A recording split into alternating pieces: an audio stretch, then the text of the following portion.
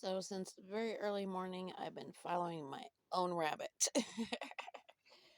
um, this has just happened to be a childhood rabbit that I got.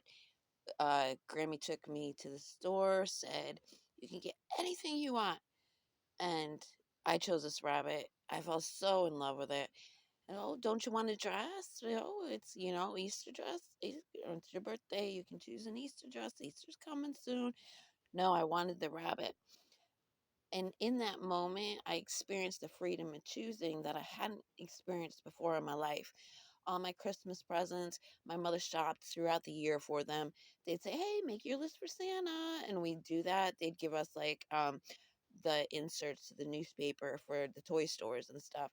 But nothing on that list that we made days before Christmas would show up Christmas morning because my mother had already shopped throughout the year, and they were beautiful things. I had lovely things in my life. I had quality things in my life.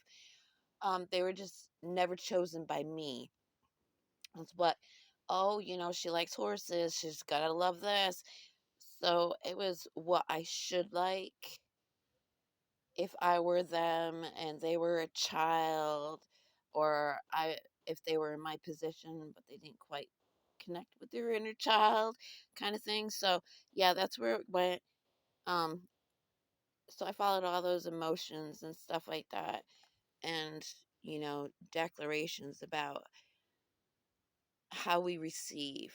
So relationship, giving and receiving, absolutely dictates our reality. What we allow from giving and receiving from people is how we imagine life is going to give and receive to us. So there was always that little cringe of condemnation, questioning of what I wanted, what I totally resonated with. That's where that came from for me. Um, oh, and then I wandered on into different areas, as you can see here. So, yes, somebody complained. Somebody's out here creating time loops.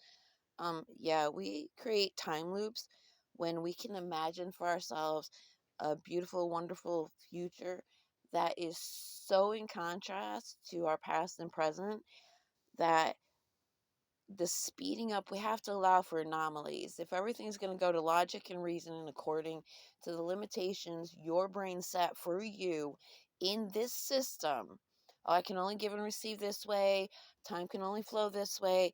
You can't do this. You're slow motion, dude. You're in slow motion. You got to allow for anomalies. Where'd that sound come from? Don't know. It's okay.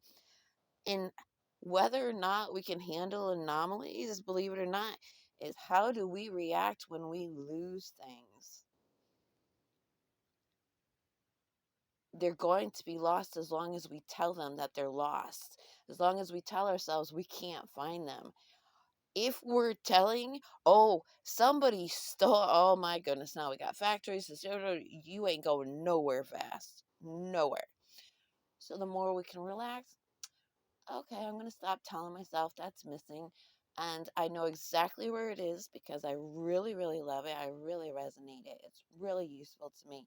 So I'm gonna come across that. I know exactly. Some part of me knows exactly where that is. So yeah, that's where my little rabbit took me today. And wow, I'm sounding more confident, more authoritative over my experience than I ever have in my entire life. So this is what's going on here. Did you ever think you'd YouTube search tourist attraction and come up with deep psychology for the layman?